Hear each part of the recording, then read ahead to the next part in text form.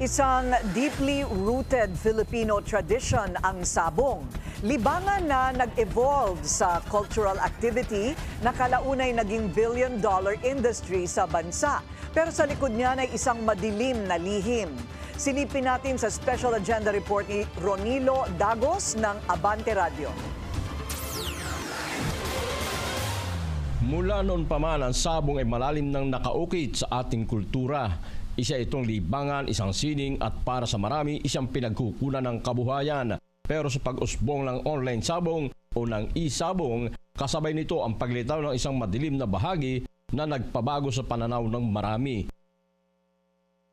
Simula noong Mayo 2021, mahigit 30 sabongero ang naglaho na parang bula matapos magtungo sa mga sabungan at umakyat pa ito sa mahigit 100 itong mga huling araw.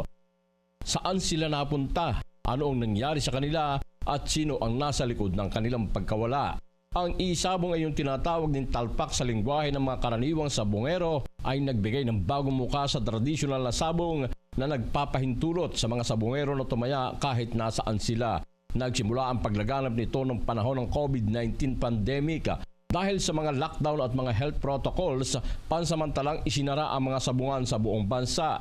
Para patuloy namang makapaglaro at makapusta ang mga sabongero, nag-ship ang industriya sa online platform. Pero sa likod ng kaginhawaang ito ay ang tsupi o ang dayaan. Isang praktikang nagpapanatili sa matagal ng issue sa mundo ng sabong. Para mas maunawaan ang komplikadong mundo ng online sabong, nakapanayam natin si Adonis, isang batikang magtatari at sabong enthusiast na madalas ding nagbibitaw ng manok sa mga sabungang nabanggit kaugnay ng pagkawala ng mga sabongero.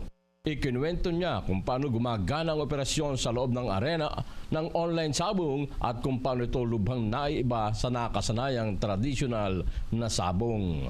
Sa tao lang sa Roweda na yung sentensyador, bibitaw, tsaka mga nagbibideo. Wala yung talagang maraming tao din sa loob. Hindi yung traditional sabong na yung nagsisigawan mo eh. Meron yung isang pinakakwarto, doon lang maglalaban yung manok.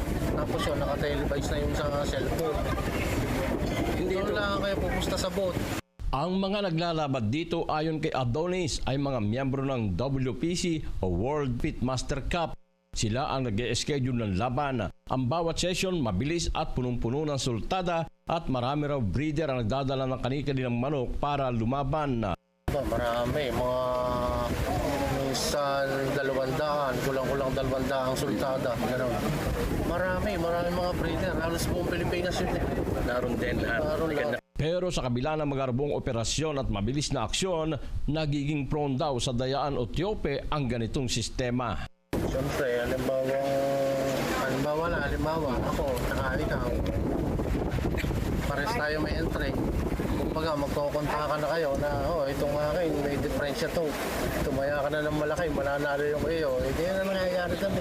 Ginagawa rin daw ang pagtityopi sa pamamagitan ng pagpurga sa mga manok para lumambot ito at hindi na makapalo ng maayos. Ayon pa kay Adonis, posibleng ito nga ang nagtulak sa pagkawala ng mga sabongero dahil ang dayaan ay sumisira sa tiwala ng mga mananaya at humahantong sa paghina ng kita ng mga operator.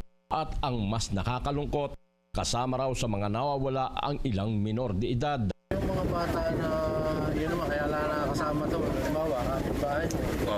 Oy, sumama ka sa amin sa sapuan, magbitbit ka lang ng mga gamit-gamit, mga kahon, mga lalagyan ng kuha ng manok. Talaga walang mga kaalam-alam. Siyempre, kasama ka, damay ka. At bilang isang nagbibitaw ng manok, malaki ang takot na naramdaman ni Adonis nang lumabas ang balita tungkol sa mga nawawalang sabongero. Naging maingat daw siya sa bawat galaw at pananalita dahil sa posibilidad na madamay sa isyu ng tiopi kahit paan niya ay hindi siya kailanman nakasali sa ganoong gawain. Para sa agenda, Ronilo Dagos, Abante Radio.